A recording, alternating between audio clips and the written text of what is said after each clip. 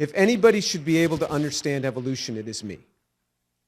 Because I make molecules for a living. And I don't just buy a kit and mix this and get that. I mean, ab initio, I make molecules. I understand how hard it is to make molecules.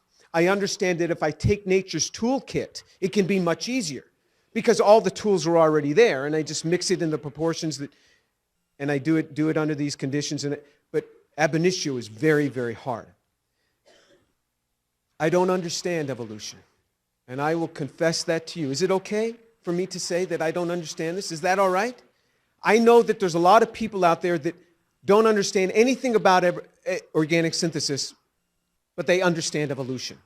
I understand a lot about making molecules. I don't understand evolution. And you would say that, wow, I must be really unusual. Let me tell you what goes on in the back rooms of science.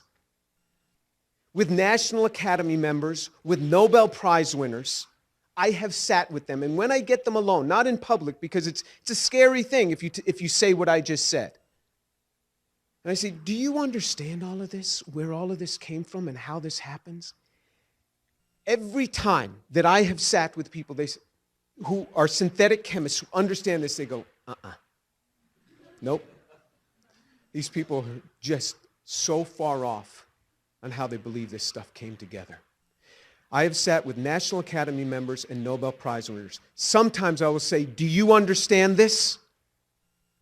And if they're afraid to say yes, they say nothing. They just stare at me because they can't sincerely do it. I was once brought in by the dean of the department once, and many years ago, and he was a chemist, and he was kind of concerned about some things. I said, let me ask you something. You're a chemist. Do you understand this? How do you get DNA without a cell membrane? And how do you get a cell membrane without a DNA? And how does all this come together from this? He said, Jim, we have no idea. We have no idea. I said, isn't it interesting that you, the dean of science, and I, the chemistry professor, can talk about this quietly in your office, but we can't go out there and talk about this? If you understand evolution, I am fine with that. I'm not going to try to change you, not at all. In fact, I wish I had the understanding that you have. But about 7 or 8 years ago, I posted on my website that I don't understand.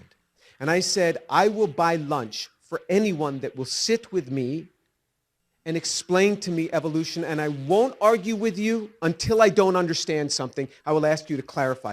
But you can't wave by and say, this enzyme does that. You got to get down in the details of where molecules are built for me. Nobody has come forth. The Atheist Society contacted me. The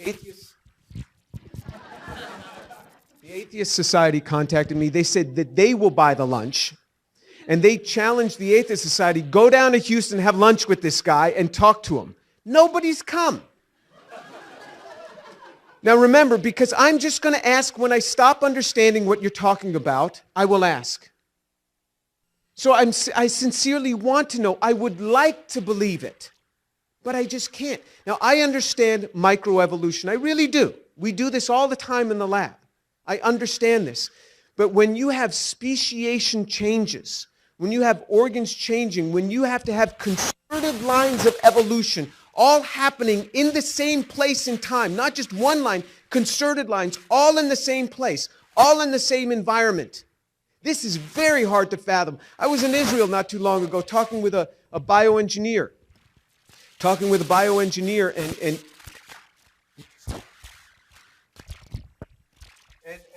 he was describing to me the ear. And he was studying the different changes in the modulus of the ear.